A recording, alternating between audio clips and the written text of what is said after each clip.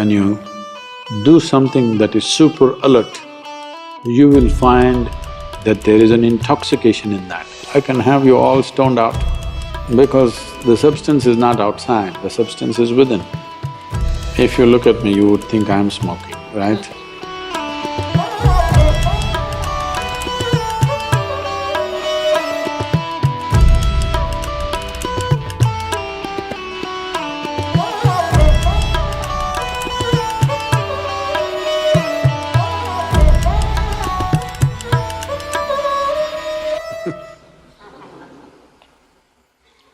If you look at me, you would think I'm smoking, right?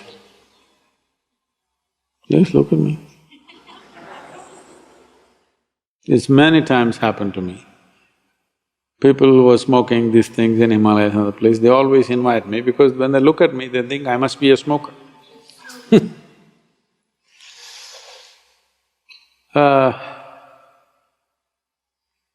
We need to understand this.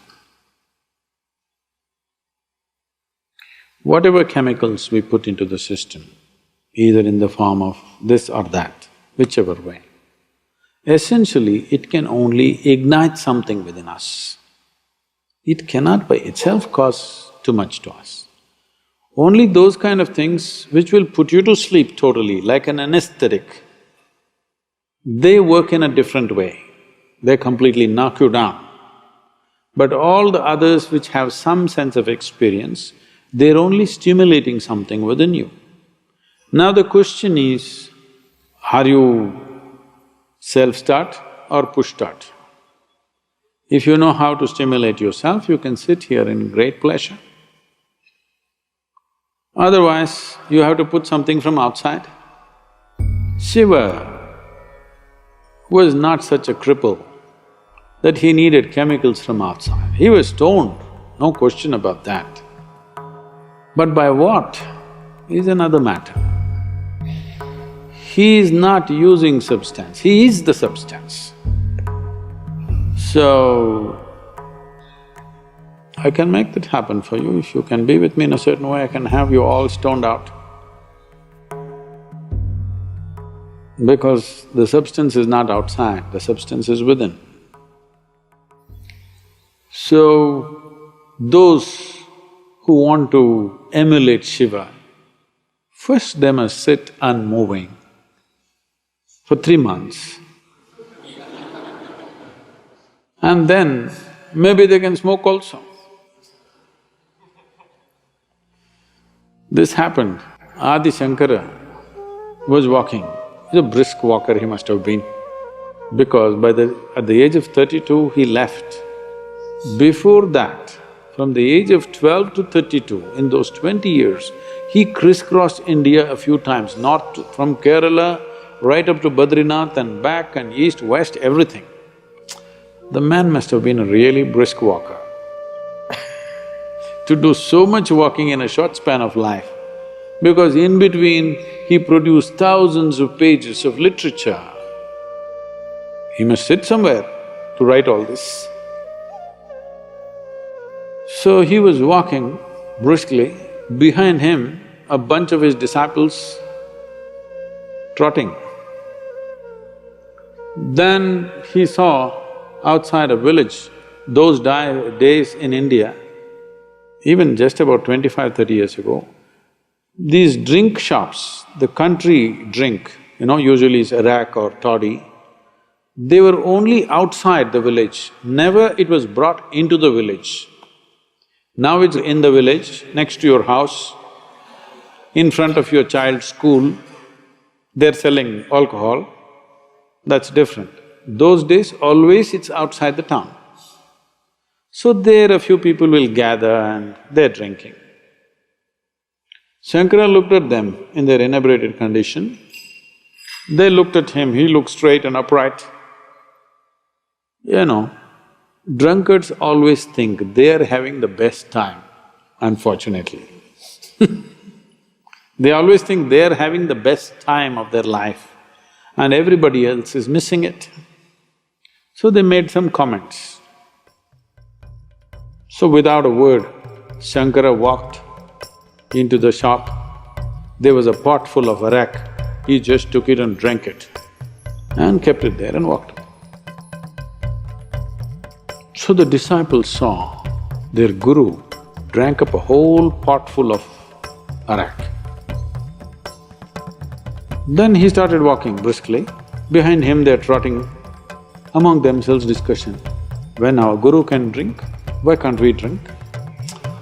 They just needed an excuse. So, they were discussing this and he knows what's happening. So he came to the next village, they're walking through. There was a blacksmith working with some molten iron. He just went, picked up that thing and drank it and walked on. They knew this they don't want to drink.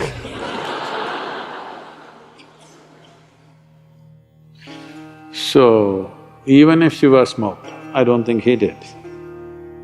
He was stoned for sure. Not with something as petty as some weed. For sure he's stoned, no question, always. Even if he did smoke, can you do everything else that he does, I'm asking? Qualification is 3 months if you can sit unmoving, I will provide you the substance.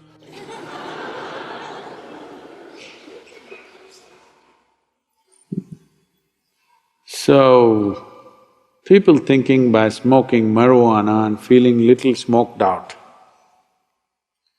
all that's happening is you're getting little hazy in your head. If getting hazy is spirituality, then I don't want to be spiritual. For me, the biggest thing is this crystal clear way of living. Getting hazy is not life, that happens in death.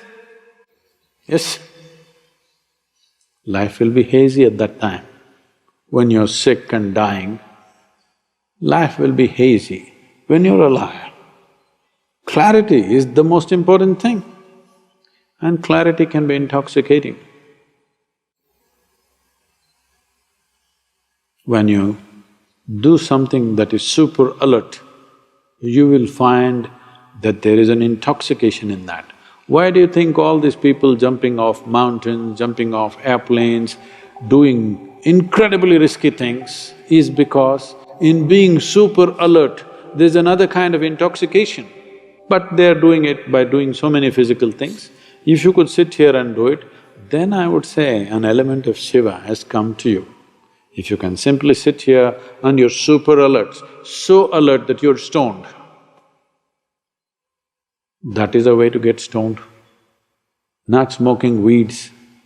Leave the weeds for the cows. Okay, human beings can do better things. And today the entire world is talking about it because they haven't found any other better way. There is substantial research on this. They're saying 8-point drop in one's IQ will happen. You don't have to go to any research.